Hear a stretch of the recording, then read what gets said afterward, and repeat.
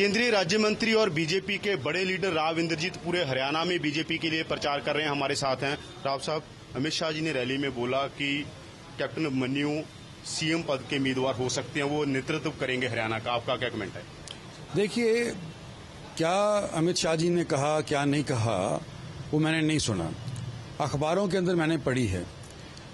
लेकिन मुझे ये भी मालूम है कि केंद्रीय नेतृत्व का जो फैसला है वो ये है कि चीफ मिनिस्टर का दावेदार इलेक्शन के उपरांत डिक्लेयर किया जाएगा, अगर भारतीय जनता पार्टी की मेजॉरिटी आती है तो।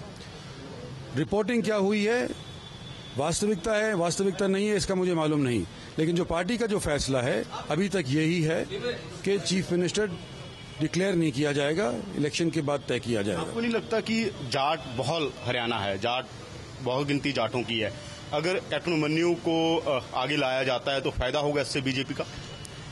देखिए, जाट बहुल हरियाणा सबसे मैक्सिमम सीट या संख्या जाटों की है,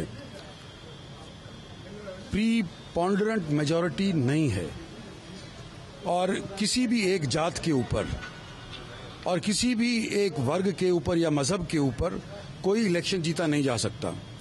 इलेक्शन के अंदर सबसे कमजोर से कमजोर का साथ लेना पड़ेगा और सबसे ताकतवर का भी साथ लेना पड़ेगा, जब ही नैया पार बनती है।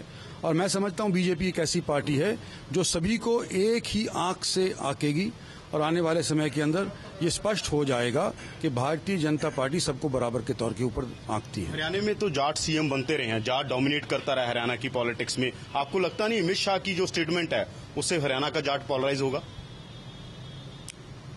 देखिए, अमित शाह की स्टेटमेंट से क्या परिणाम होंगे इसका तो मैं कुछ नहीं कह सकता, लेकिन पिछले 18 सालों से हरियाणा का चीफ मिनिस्टर जाट बनता आया है।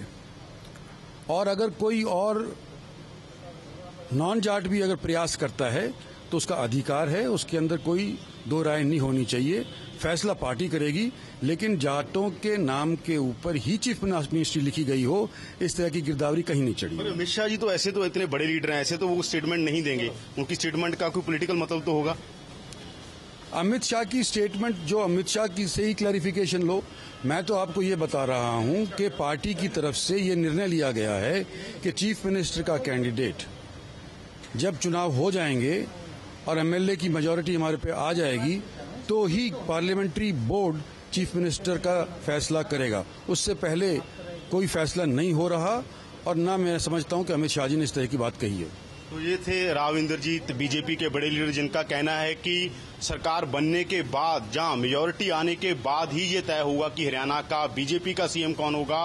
अमित शाह की स्टेटमेंट के इस तरह के मतलब ना निकाले जाएं। Yadvinder Singh, ABP news, Rohtak.